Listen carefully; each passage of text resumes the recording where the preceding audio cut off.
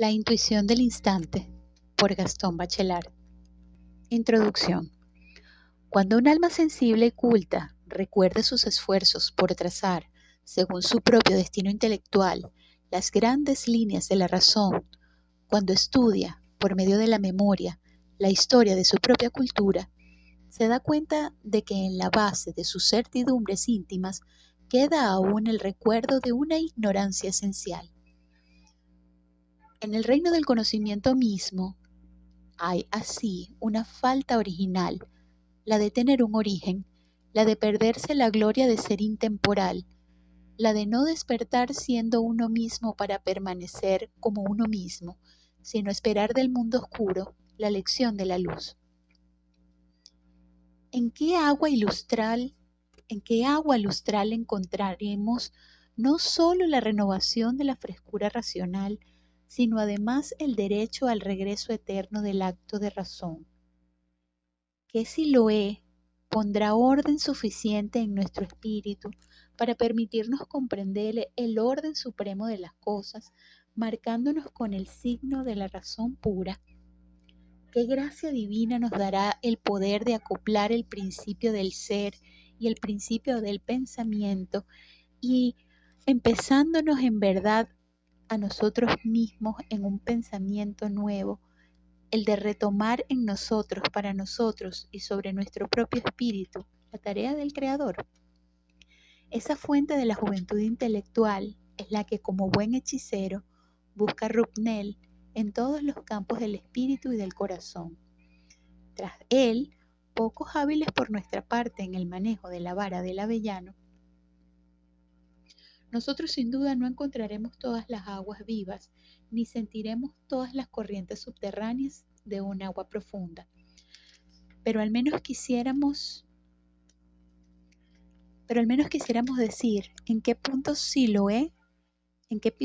de Siloé recibimos los impulsos más eficaces y qué temas enteramente nuevos aporta Rupnel al filósofo que quiere meditar en los problemas del tiempo y del instante, de la costumbre y de la vida.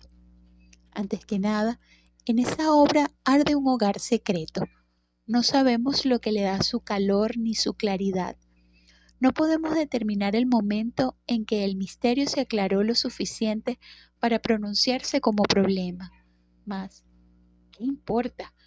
Provenga del sufrimiento o de la dicha, todo hombre tiene en su vida esa hora de luz, la hora en que de pronto comprende su propio mensaje, la hora en que, aclarando la pasión, el conocimiento revela a la vez las reglas y la monotonía del destino, el momento verdadero, sintético, en que, al dar conciencia de lo irracional, el fracaso decisivo, a pesar de todo, es el éxito del pensamiento.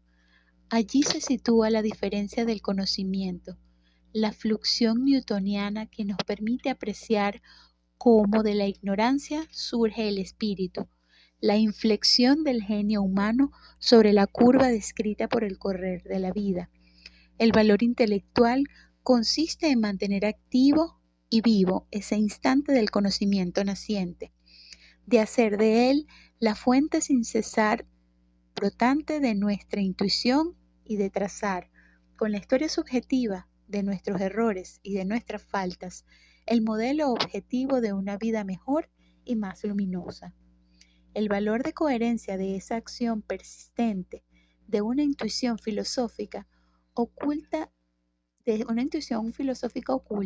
se siente en principio a fin en la obra de Rupnel. Aunque el autor no nos muestre su origen, no podemos equivocarnos sobre la unidad y la hondura de su intuición. El lirismo que nos guía, ese drama filosófico que es Siloé,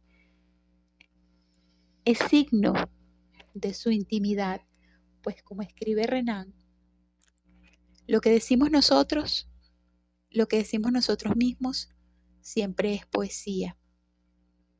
Por ser enteramente espontáneo, ese lirismo ofrece una fuerza de persuasión que sin duda no podríamos aportar a nuestro estudio.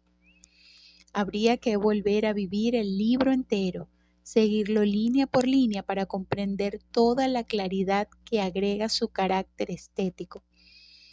Por lo demás, para leer convenientemente Siloé, es preciso darse cuenta de que es obra de un poeta, de un psicólogo, de un historiador, que aún niega ser filósofo en el momento mismo en que su meditación solitaria le entrega la más bella de las recompensas filosóficas, la de orientar el alma y el espíritu hacia una intuición original.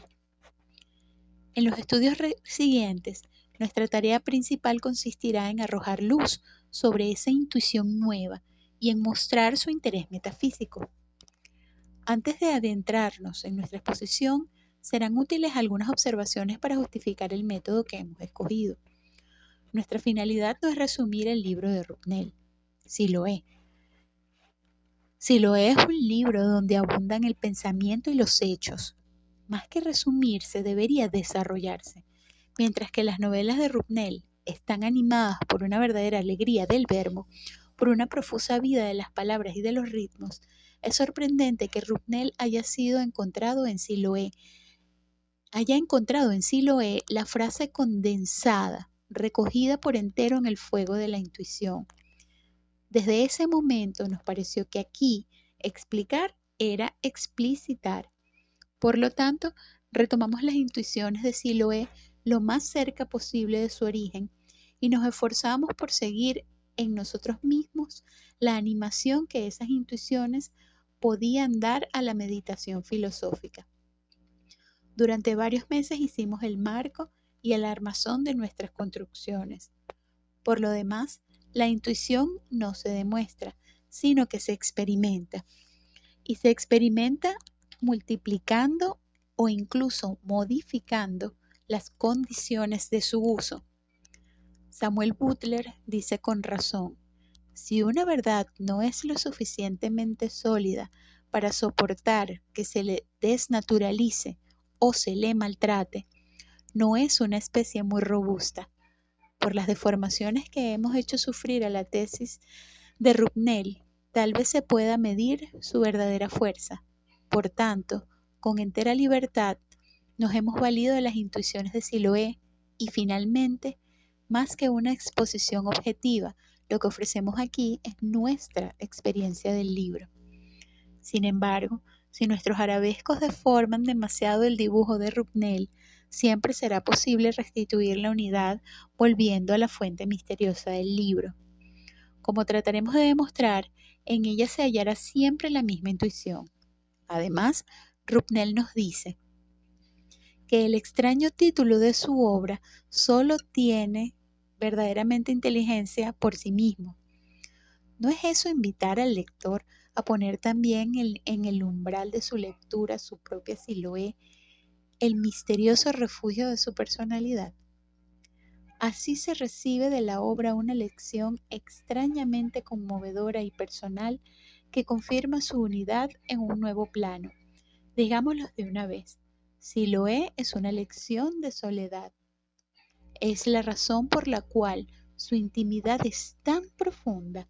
Es la razón por la que, más allá de la dispersión de los capítulos y pese también al juego demasiado holgado de nuestros comentarios, está segura de conservar la unidad de su fuerza íntima.